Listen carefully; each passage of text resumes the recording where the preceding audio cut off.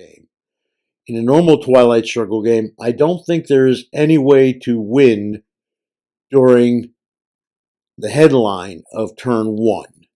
In Red Sea, there most definitely is multiple ways of losing the game or winning the game based on your headline.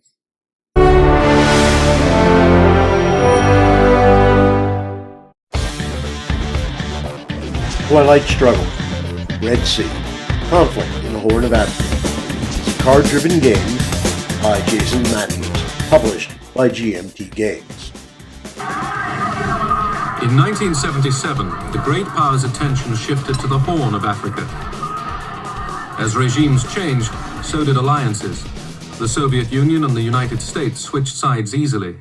Today we're going to take a look at the first of the U.S. cards. Specifically, I want to talk about USAID. USAID is a very powerful mid-war card for the U.S. As a U.S. player, it's the card I'm normally going to headline. As a USSR player, it's the card I want to know if it's in my hand before I decide on my headline. And here's why. USAID use one operation point. If played in the headline phase, the U.S. may also go first in the action round that turn.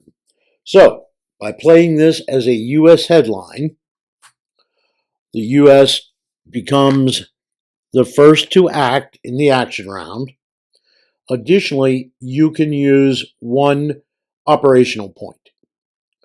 To use an operational point, you can do any of the following. You can add an influence, you can realign, or more importantly, you can get a coup. If you happen to attempt to coup Somalia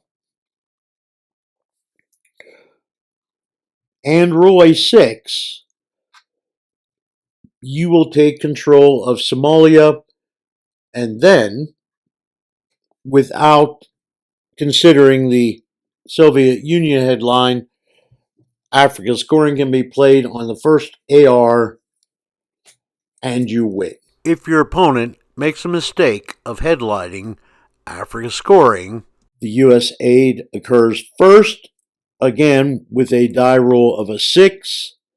You take control of Somalia and you win in the headline phase of turn 1. If you do not happen to have the African scoring card in hand, you may attempt to coup South Yemen. Again, this will give you 1 mil-op and has the potential of removing all USS influence in 4 of the 5 countries of the Middle East. Again, very strong.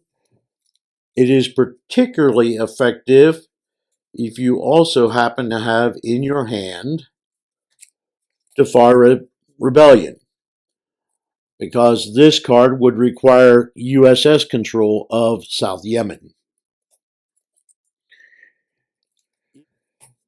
An additional power of the USAID card is that for the Soviet Union, it is a DEFCON suicide card.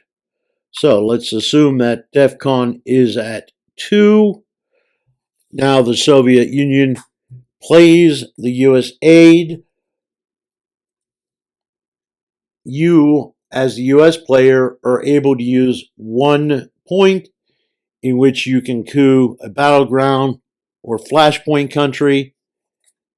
And if the card is a 1-op, 2-op, or scoring card, then we have nuclear war on the USSR's turn. Thank you for watching, and I hope this was helpful for you. If you enjoy this content, please subscribe and hit the notification bell so you will be informed of future videos. I look forward to seeing you all at the 2024 World Board Gaming Championship.